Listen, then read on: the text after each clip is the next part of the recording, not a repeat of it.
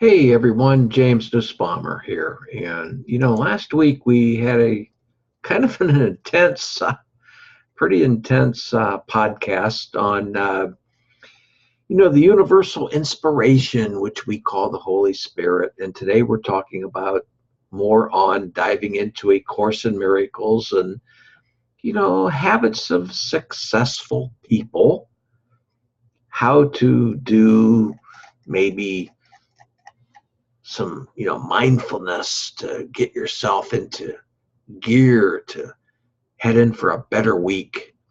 Last week was another one of those Mondays, and this is another Monday. Oh, don't we hate those Mondays? you know I There was a thing on uh, what was it, the TV channel that plays the old rock and roll things, and the Mamas and the Papas, who I just, really have liked. And, they had that Monday, and another Monday. But, have you ever had an instant, though, when you felt as though you had no cares at all? Not hardly on a Monday, though, would it be? But, I mean, when you had no worries, no cares at all, no anxieties, and or perfectly calm and quiet, hardly on a Monday, and that's why isn't that Monday's such a terrible day for us. Let me let me ask, and I do ask in my books for a big time. I dive into it in The Master of Everything, the first book. And, since you're understanding a little bit of the ego-based thought system based on last week's podcast.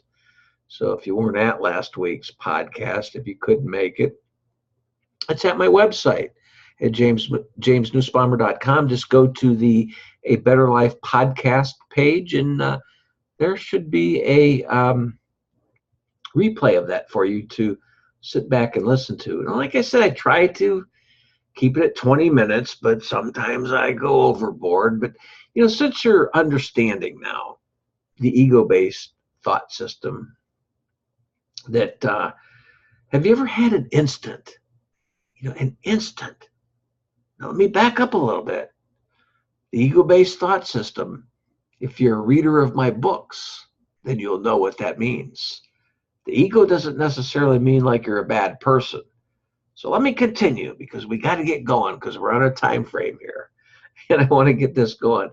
But, and I'll repeat that, as I ask in my books, okay, since your understanding of the ego-based thought system, have you ever had a moment, let's say an instant, however brief that might have been, where you decided to just accept the ego in you as the illusion it is? In other words, those worrying, that doubting Thomas aspect in you, just like dropping it, letting it go.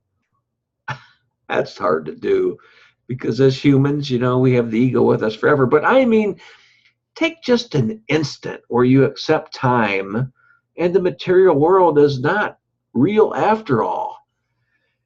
And the real world, time is not of the real world. But while we're here on Earth, it seems to be real, but really it's not. And this is why I urge you to learn how to do mindfulness meditation. And if you don't know how to do it, there's plenty of articles at my blog that I have on that subject. In fact, you could probably just type in at the menu, type in jamesnussbaumer.com/mindfulness meditation, and something I'm sure will come up in one of my blog articles. And excuse me, because as a human, I'm having kind of a little congestion from a fall, autumn time now, kind of cold. It's not a cold. I refuse to say it's a cold. Just a little, yes, maybe it's the ragweed in the air or something like that. And I'm in Ohio right now, and it's that time of year. But, the point I'm trying to make about, you know, this is why I urge you to learn mindfulness meditation. These instants, let's go back to these. I mean, just an instant where you accepted time in the material world is not real after all. It's these instants that, and we talked about in the last podcast last week, about when you notice that shooting star darting across the sky. Where are you in that instant? But so let's, that instant, these present moment instants are when you are, wouldn't you say, receiving and recognizing a lesson from the Holy Spirit. And who is the Holy Spirit other than you?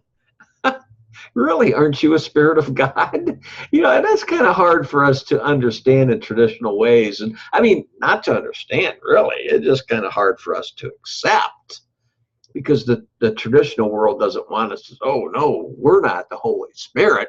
The Holy Spirit is somewhere out there that we welcome to. No, that's not the way it is. So this kind of moment is what A Course in Miracles calls a holy instant.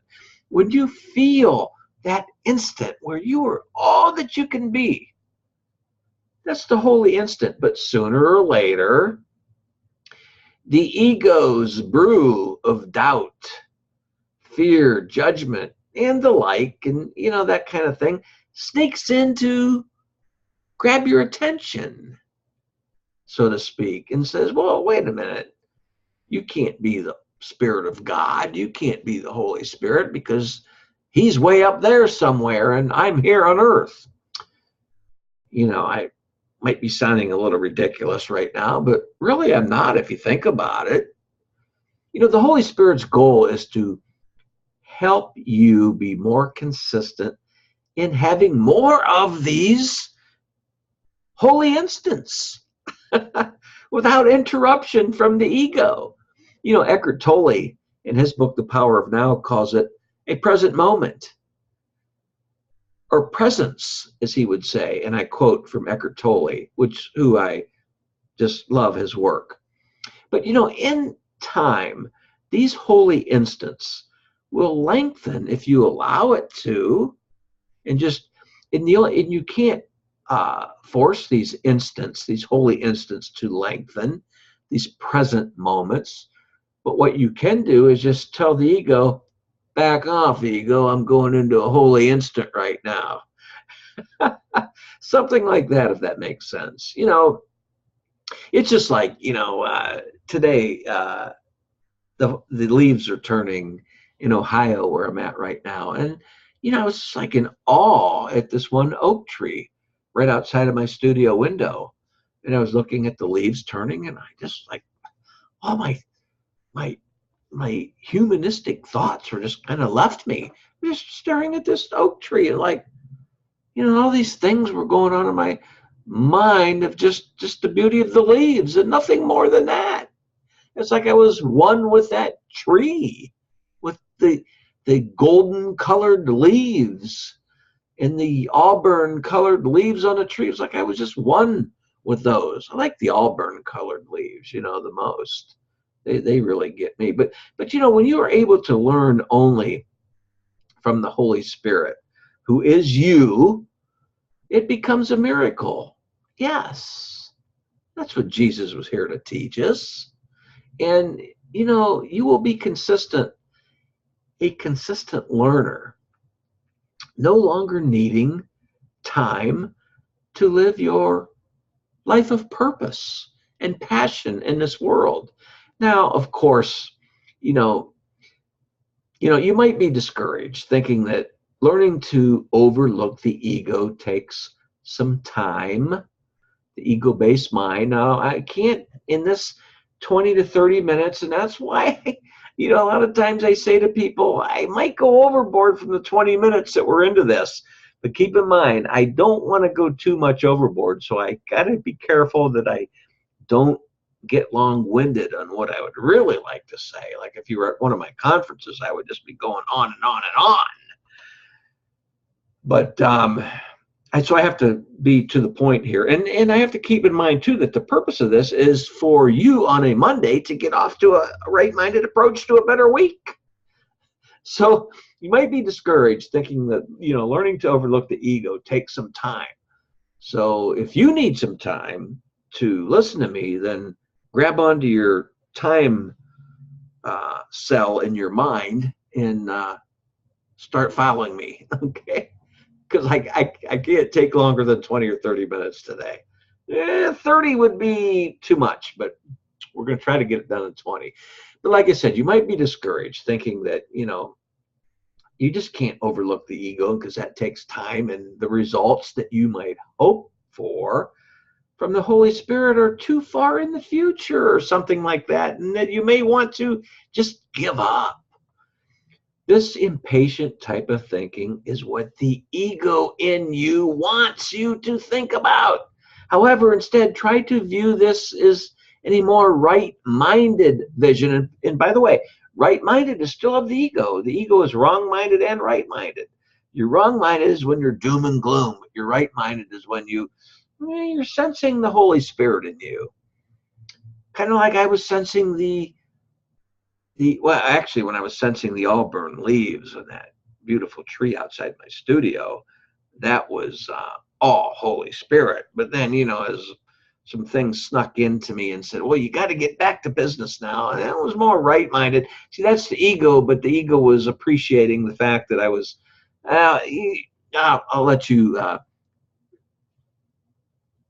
dissect that as I continue here. So there's right-mindedness is still of the ego, but it's better than wrong-mindedness. So the Holy Spirit's use of time in his own way is based on your needs, your level of readiness and willingness, and your ability to shift over to right-minded perception. He uses time as his friend. Yes, the Holy Spirit uses time, which is you. That's the allness in you, AWE, the awesomeness of you. The Holy Spirit uses time as his friend or as an aid in teaching. Oh, I got a little chat here, a question come in from Eleanor and Eleanor Grigsby. That name sounds familiar, but she's way up in, she said northern Maine, Atlantic coast in Maine. The Holy Spirit, she says, the Holy Spirit uses ego devices and uses us for, how does the Holy Spirit use the ego for our advantage? You talked about devices and the ego. Well, let me continue, Eleanor. I think I'm going to answer your question as we go on. Remember that the Holy Spirit will use your ego-based mind, and he will use your ego-based thoughts and perceptions, whether they're wrong-minded or right-minded, and when he finds them useful for your benefit in a way that you need to get back on the track to awakening, because that's where we're all headed for, awakening. And that's what the Holy Spirit's mission within us is to lead us back to awakening. And that means awakening, full awakening as a whole, means where there is no more ego. And actually, that means the end of time, the end of the world, because it's all a dream of sort, isn't it? Now you got to read my books on that, because like I said, I can't go, on and on and on about this because we're limited on time. But there is no wasting of time when the Holy Spirit uses it. He uses every single instant, every nanosecond of time while we're in this world in his teaching. Think about if you're in a coffee shop somewhere and you overhear somebody say something that you don't even know them, but they say something that may give you a clue on something you were concerned with or a decision that you had to make. It may have helped you, and on and on. So, but any waste of time that you sense When you feel that you're wasting time and you feel that you're running out of time, like I often do a lot myself. I just turned 60 years old, and whoo, my God, that was a big one. I'm like, how can I got to get things done quick. You know, I'm running out of time. You know, I got to get to the gym more often and start getting younger again, but that's not going to happen, right? So, those kind of thoughts, any waste of time that you sense is your identification with the ego, which uses time for destruction because the ego is all about destruction. And this is the mindset or habits of successful people who have ever walked this planet when they know how to overcome those kind of thoughts. The ego in us, the ego-based mind that I call in my first two books. And by the way, book 3, I just signed off on the galley proofs on that. And the cover design, Ozark Mountain Publishing Company, it's on its way out. It's called And Then I Knew My Abundance. I'm so thrilled with this third book. It's wrapping up as a trilogy. So we'll have The Master of Everything, which is a story of mankind in in the illusion, the world of illusion we call life, and which is the pilot, and Mastering Your Own Spiritual Freedom, Lessons from A Course in Miracles, and the third one that's going to be out anytime now. I'm so excited. And Then I Knew My Abundance. But so the ego will use time to convince you that there is not enough of it and that anything at all that you do experience will come to an end, is what the ego is trying to tell you. And we all want to fear the end, don't we? That's why I mentioned about, I just turned 60. And, because it means I'm closer to the end, because doesn't the world, which is the ego, kind of tell us that, oh yeah, you're really you're lucky if you maybe lived to 85, or if you're 90. Oh my God, 90 is golden. I'll take 90 in a heartbeat, people would say. But then a lot of people say, oh, I don't want to live that old, but see, time, the ego's dictating. That's the ego in us. But so the other side of us that feels good, like I'm feeling now, even with this little congestion I have from this ragweed, I'm calling it, that's in the air out there, and the autumn leaves turning, get a little, I've always been kind of nasal, and I had to take antihistamines and those kind of things to clear up the sinus and all that. So I'm kind of in that right now. And as I get older, it settles a little heavy and in my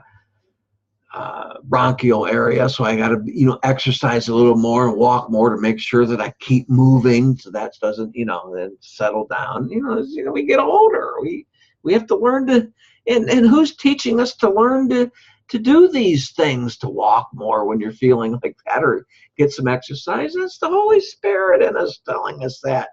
But it's the ego in us saying, oh my God, you just turned 60, and so you're running out of time. So that's what I said. The ego will use time to convince you that there is not enough of time and that you're running out of time, because the ego knows that its life is based on time. And the ego knows that it's on its way to its bitter end when time runs out. The ego dies. The ego's gone. That's why the ego in us. I hope that makes sense. By the way, at my website, there's a related article that may help you on this topic. You may enjoy reading. It's called Salvation. I think you might just want to go to, I don't have the actual thing, jamesnussbaumer.com/salvation. You'll probably find it. The blog will come up. The blog article will come up. But hey, I got to go now. And by the way, I invite you to sign up for my newsletter, my Everyday Miracles newsletter, where it's you, the reader, and I, the author. And, we bring our Holy Spirit within us together, our whole mind together for self-success and for a better world. And I hope that you'll buy my books and learn more about me, because people that know me know that I had a rough toe, but I overcame it, and but it's the world is in this world. It's all about how we handle our adversities. Wouldn't you agree? Hey, I hope you enjoyed, and I'm going to post this to YouTube, and it will be posted at my website at the A Better Life podcast page of my website. So if you want to see this or listen to this later, there's nothing to see. Sometimes I'm going to have visuals, but today I didn't. If you want to listen to this further again, you'll be able to find it at my website, jamesnussbaumer.com/A Better Life podcast. It will be posted there and will also be at YouTube, so you can replay it if you'd like. Hey, join me next Monday, please. Spread the word. jamesnussbaumer.com, A Better Life podcast. Reflections of A Course in Miracles. And I know that there's one thing that I have to add, but I can't think of what it is other than live this week until I speak to you next time as your timeless self. Hey, it was fun. God bless. Thank you.